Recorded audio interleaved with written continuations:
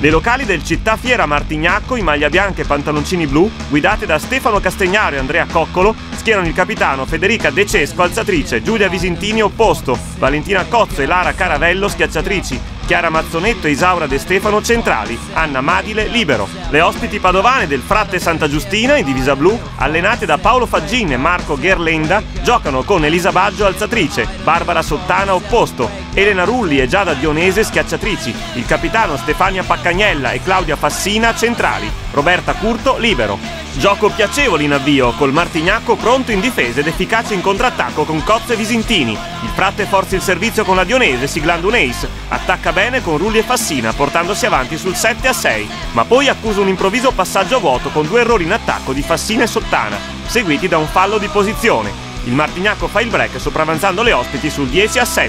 Le bianco-blu di casa alzano il ritmo. Valentina Cozzo va a segno da posto 4 con un perfetto lungolinea. Poi piazza una battuta vincente spingendo le udinesi sul 12-8. La solida difesa del Martignacco e la notevole regolarità in attacco permettono al Città Fiera di allungare sul 17-10. In grande evidenza la forte banda Valentina Cozzo e la centrale Mazzonetto. Nel Fratte Arianna Micheletto subentra la Dionese. Le ospiti colpiscono con la fast di Stefania Paccagnella, ma continuano a stentare in ricezione, non riuscendo ad arginare le micidiali azioni d'attacco del Martignacco, che buca la difesa padovana con Cozzo e De Stefano, perfettamente servite dall'alzatrice De Cesco, dilagando sul 23-13.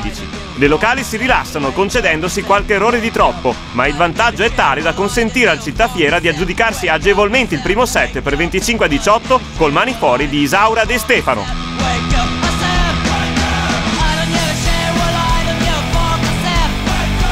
Paolo Faggin fa rientrare la Dionese impiegandola come opposto in luogo della Sottana. Rulli e Micheletto vanno a segno da un lato, Cozzo e De Stefano dall'altro, e il punteggio resta in equilibrio nella fase iniziale della ripresa. La Rulli si dimostra in buona condizione passando più volte da posto 4, mentre la ricezione udinese soffre la battuta della Baggio. Non siamo in sintonia, no? Perché facciamo muro a 1 e non riusciamo a entrare su questa roba qua perché si è partita mezz'ora prima, ma stiamo calmi, ci sono dei tempi diversi da rispettare. Guardo la palla, prendo parto. C'era muro a 1, dentro diagonale, extra rotazione e dentro immediatamente. Non farsi prendere dalla foga, dobbiamo seguire il gioco, i tempi che dice il gioco, i tempi, no? Rispettarli, non partire pensando di avere l'ossessione di fare punto.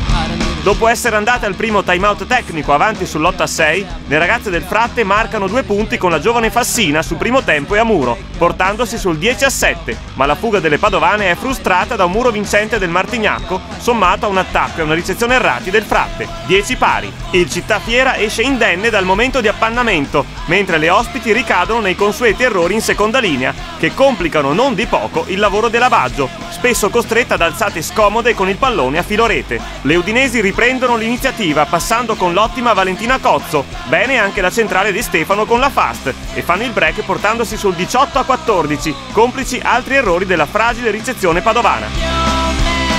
Il Fratte continua a ricevere con approssimazione, risultando prevedibile e quindi inefficace in attacco, a tutto vantaggio del Martignacco che sul 20-17 assesta un micidiale filotto di 5 punti con la Cozzo splendida protagonista, conquistando il secondo parziale per 25-17 con l'ace di Lara Caravello.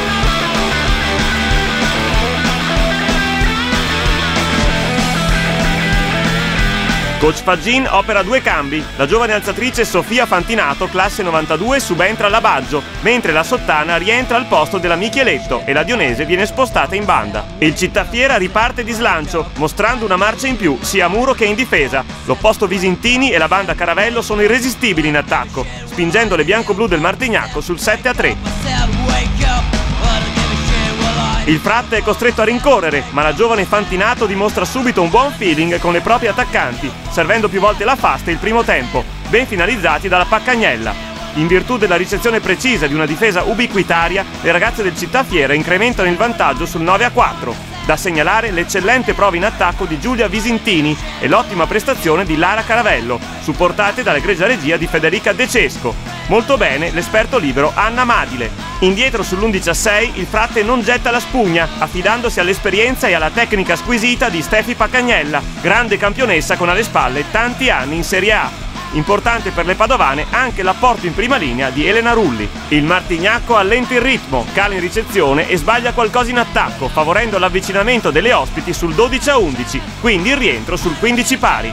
La rimonta subita non abbatte le udinesi, che difendono e martellano con la strepitosa Cozzo, riconquistando un margine di 3 punti sul 18-15, ma il Fratte ci crede e annulla il gap sul 20 pari, con una serie di 3 azioni vincenti di Dionese, Paccagnella e Rulli. Finale emozionante, una battuta in rete e un attacco contro la stina delle padovane riportano avanti le locali sul 22-20, ma le biancoblù si complicano la vita, sbagliando 2 battute di fila con Caravello e Mazzonetto. Poi la Cozzo manda fuori un contrattacco, regalando alle ospiti il punto del 23 pari. La palla scotta, ma Giulia Visintini mantiene nervi saldi e sangue freddo, siglando il 24-23 per il Città Fiera. Infine la Rulli sbaglia il contrattacco decisivo, decretando la vittoria del Martignacco.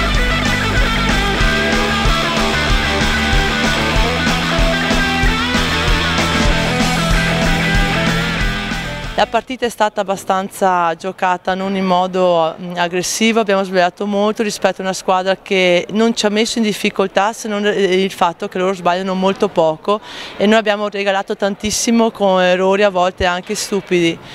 Che dire, qui è un livello dove chi sbaglia meno vince, quindi basta un errore in più che si perde la partita, perché manca proprio il senso del gioco, concentrazione, la capacità di riprendere anche una partita ormai persa. E alla fine chi gioca un pochino meglio vince. La squadra di quest'anno è una squadra molto giovane e abbiamo cambiato numerosi elementi, una banda se n'è andata, però abbiamo ritrovato Valentina Cozzo, che quest'anno è venuta a darci una mano, anche perché ha fatto fino adesso campionati di un livello maggiore, infatti l'anno scorso era in B1 con l'Atomat. Abbiamo cambiato anche il libero, Anna Madile, e anche lei ha fatto un campionato maggiore e la sua esperienza si fa sentire in campo.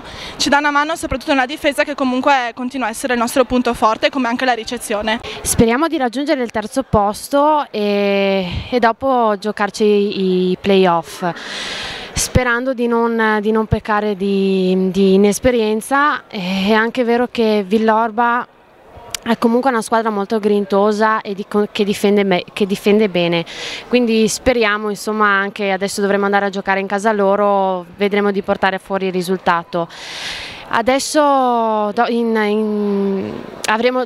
in casa Belluno e Rovigo che è una squadra molto forte, che è in prima in classifica e penso che andrà sicuramente dritta in B1, e Belluno è da giocare. È anche vero che secondo me venire a giocare qua a Martignacco è difficile per tante squadre e a noi un po' facilita questa cosa, quindi speriamo di raggiungere il terzo posto e soprattutto di andare a fare i playoff. Forse adesso marzo-aprile riusciamo a capitalizzare tutto il lavoro fatto finora, quindi la crescita tecnica, le cose alle quali abbiamo lavorato, ci hanno tenuto di più, adesso stanno un po' pagando e finalmente questa sera si è un po' visto il risultato di questo lavoro qui. Se nel proseguio riusciamo anche a recuperare la giocatrice della Benevol, che è un giocatore esperto di esperienza, che faceva già la B1 anni fa, credo che ci possa dare quella quadratura che ci consente di essere una squadra abbastanza importante e quadrata sotto vari aspetti, insomma. La partita di stasera ci spinge di nuovo verso i playoff. Ecco, noi abbiamo sempre creduto che questa squadra può farcela per arrivare fra le prime 3, e soprattutto perché queste ragazze lo meritano, per la passione, per l'entusiasmo che hanno e l'amicizia che le riveste tra di loro.